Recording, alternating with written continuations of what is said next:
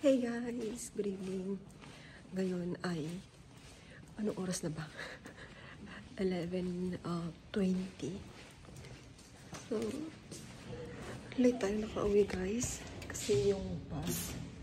Ang aga ng bus pag pauwi ng mga 11 o'clock. Pag weekdays. Pangit ito mga 11:13. Kaya lagi kong hindi na hahabol yung bus. And then 30 minutes pag-aantay. 11:44 na yung next. And then ngayon, wala na namang bus. 20 minutes na naman. Ayan, dyan tayo sasakay guys. 112. Going to West Mall. Wala pa. 20 minutes pa. So, dito tayo mag-aantay.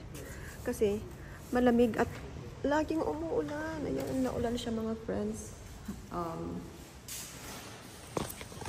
1 week atang maulan mo yun. Let's wait. Ayan, may payong tayo. Antayin natin yung bus.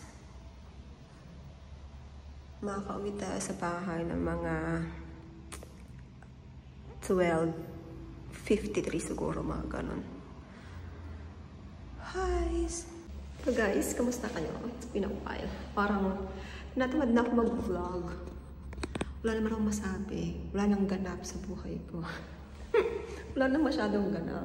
Yun na lang, lagi na lang ako nag-vlog sa grocery. Kasi hindi na ako masyadong lumalabas mga friends. Ay, ganun na lang. Pag Saturday, pagkatapos ng part-time ko, grocery na lang for 1 week. Yun na lang yung ganap natin sa buhay. So, yun. Guys, grabe. Fighting. Kaya pa ba? You know. Kaya yan. Diba? Yung mga nandito sa Canada. Kaya pa. Pinili natin to eh. Ay. Minsan napapaisip ako. Para sa worth it pa ako pumunta dito. Para sa akin ba tong Canada? Kasi daming pagsubok mga friends. Simula nung pumunta ako dito until now, marami pa rin pagsubok na dumarating. Parang minsan gusto mo nang mag-give up, pero tuloy pa rin. Emotional. Ayun. Kaya yan. Tiwala lang. Kung ano man yung ibigay sa atin, go for it. Di ba? So, ayan lang guys.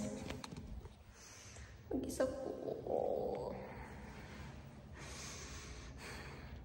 Yun lang yung update natin for today's video. Makapag-update man lang tayo dito sa YouTube.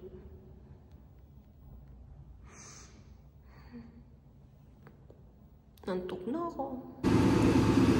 So, ayan yung bus. Hindi daw yan. Going to Renford Station. Ito yung Renford Station. Then, umalis yung driver. Baka umihi. Ayan na yung bus. Going to Kipling.